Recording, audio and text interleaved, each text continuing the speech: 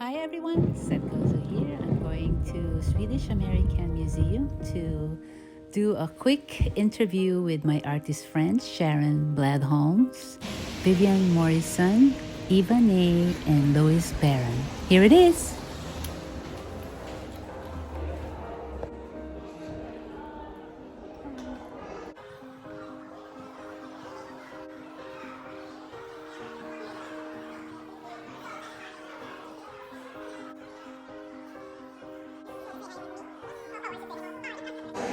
Hi, I'm Eva Nye. I'm an artist and I live in Batavia. I work primarily with textiles, but for this exhibition that's right now at the Swedish American Museum, I am doing collage work. And I'm incorporating not only Swedish postage stamps, you can see here, also a little bit of acrylic as an accent color, as well as cutting apart the postage stamps and making designs in the roosters. Also, I have collected stamps for a long time. I moved to the United States in 1992 from Sweden, and these are postage stamps that some of them were from letters and postcards I received from friends and family in Sweden, and I was also donated a large portion of a postage collection. So some of the stamps are 100 to 50 years old. I also enjoy eating a lot of chocolate. So during the pandemic, I started collecting the wrappers. I have done collage work previously.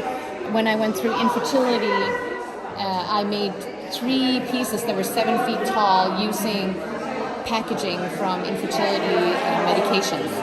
And so these are smaller works for the exhibition right now, as well as this, which I'm hoping to win the 50,000, but I didn't hear. But I've used scratch tickets. So this is called the Lucky Bunny. And this is also chocolate wrappers made into a squirrel. I'm very much drawn to nature and animals. I feel like they have messages for us. And the chicken is made for packaging for tea. I drank a lot of tea too in the last year and collected the packaging. Foxes, I believe that they are here to tell us to follow our own way. And I live in Batavia, where sometimes I see a fox on my walk. And in Sweden, we actually don't have the chipmunks, and I'm drawn to them because they're different. For me, they're the cartoons that I would watch on Christmas in Sweden. And this is another bird where I used postage stamps that had bird prints in them. So it's called, in Swedish, fåglar inom en fågel, birds within a bird. So if you look close up, it's actually parts of birds inside the bird. And you can't go wrong with Italian chocolate. It's a combination here, though, of different countries. And during the pandemic, I was diagnosed with cancer, and I went through chemo, surgery, and radiation. And a lot of times I would be hooked up for 4 hours, and I would bring my watercolors. So these are a couple of watercolor drawings I did during my cancer treatment. So my therapy to get through. Yes. Are you still getting treatment? So I am in remission right now. Yes. I'm a nurse. You are? Clinic, Okay. a clinic nurse. Yes. And your shirts? Yeah, so this is what I used to do a lot before the pandemic. I would travel and do up to 40 art shows a year, make skirts, hats, as well as silk screening. Hi, I'm Lois Barron, and these are my paintings.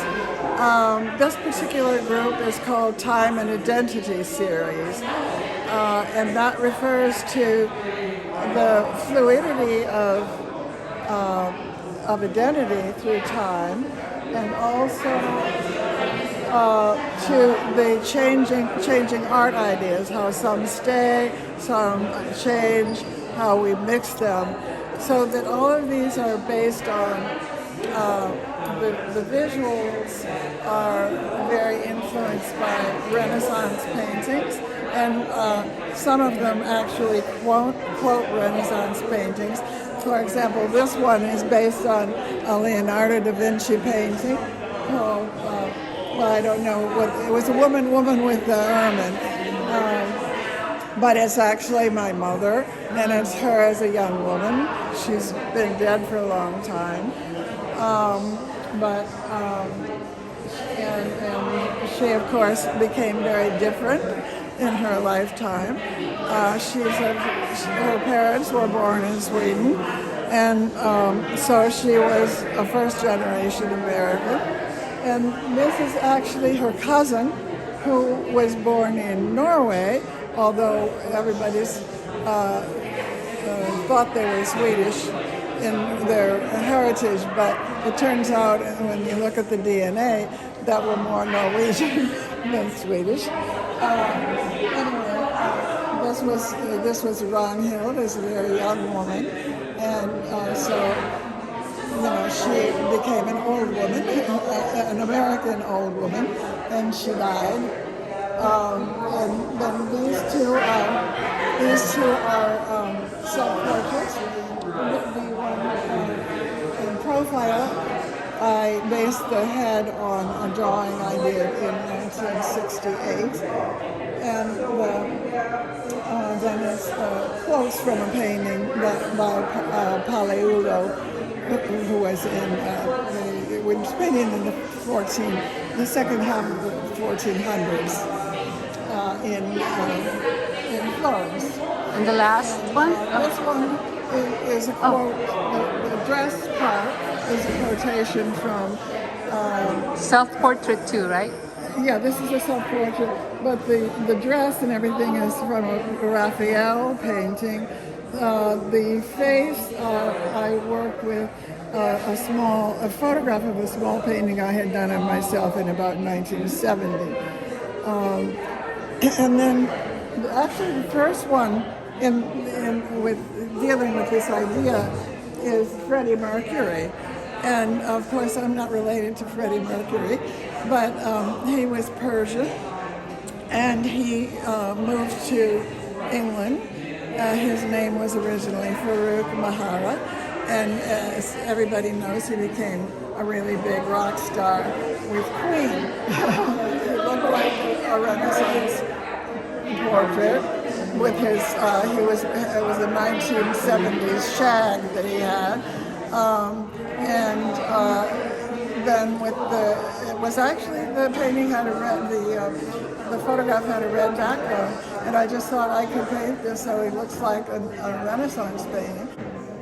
Hi, my name is Vivian Morrison, Scandinavian Heritage, and therefore I am at the Swedish American Museum in Chicago. I have been painting, an oil painter now for about 10 years. Before that, my major was music. I'm a musician. I played down in Chicago for quite a while, and I'm also a master weaver. But I got into painting here 10 years ago, and I'm loving it. There's always something new to learn, and that's what I like about it. And your medium is oil painting? Oil painting. And the oils that I work in are called water mixable.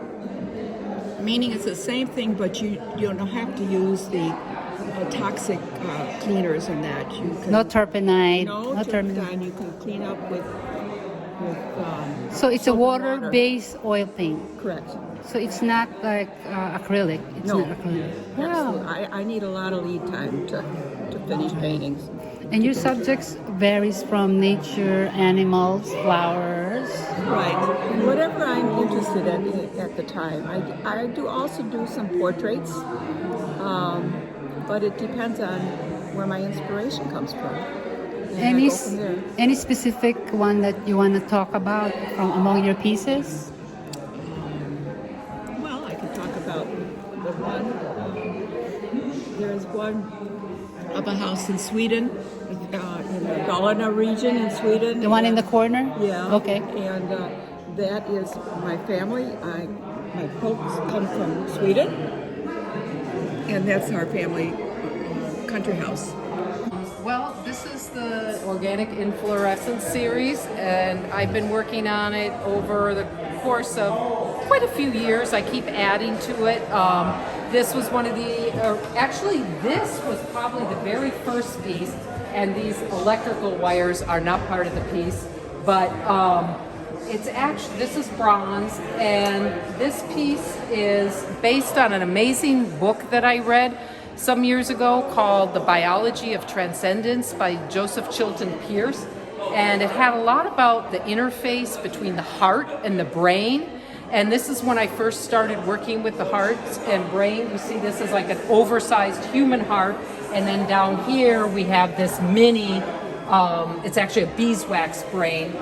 And what I got from the book in a nutshell is actually cutting edge neurocardiology is finding out that there's a lot more going on in the human body than we've realized, and the heart and brain are constantly interfacing and communicating with each other a lot more than people realized. And so, you know, I've also spent time with indigenous people, and like and we have these metaphors in our own society too of like thinking with your heart.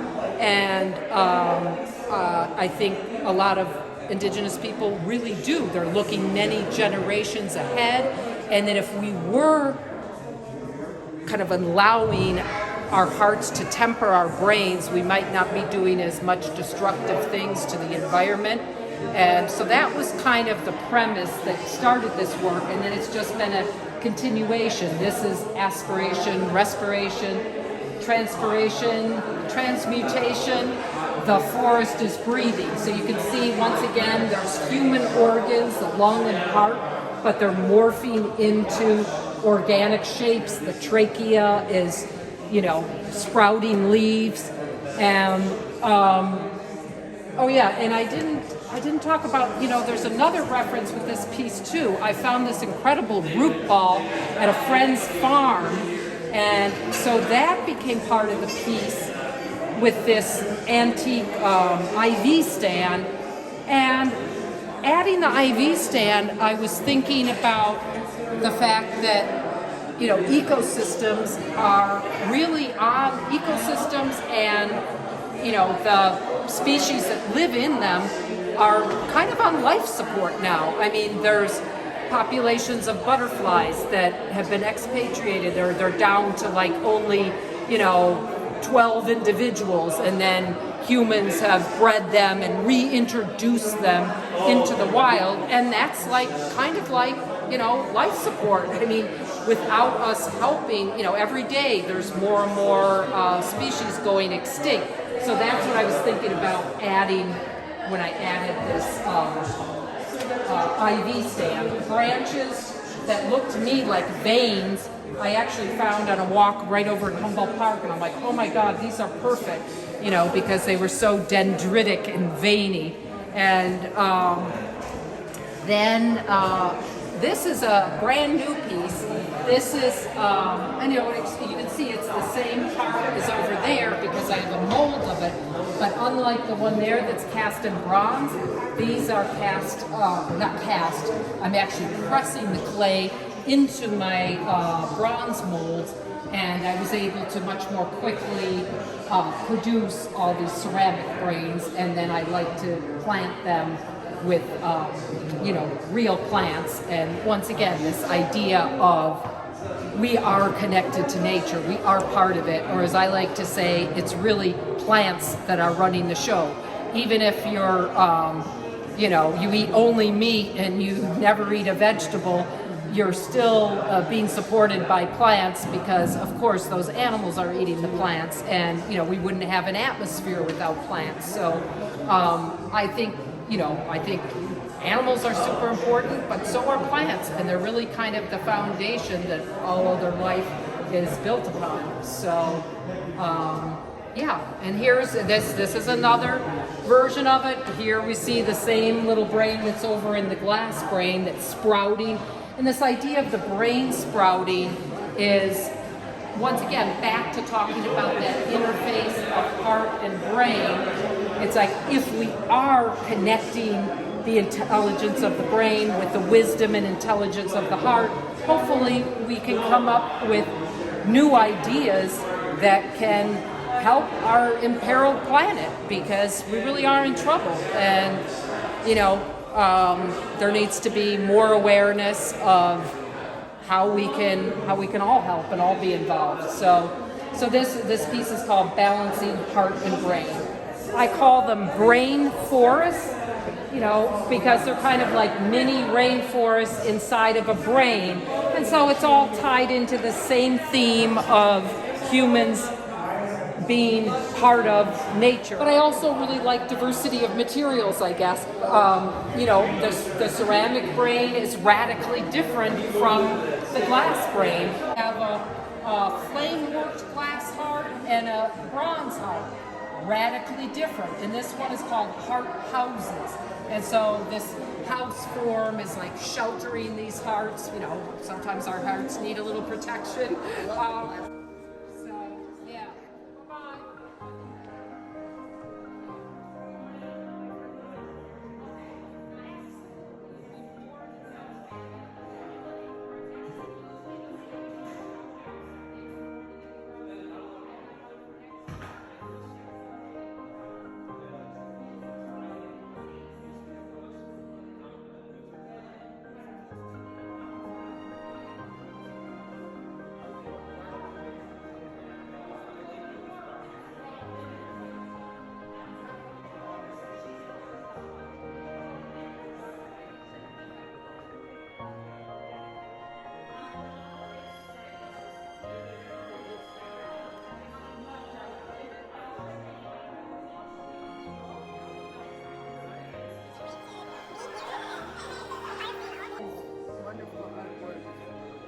Say hi. Bye.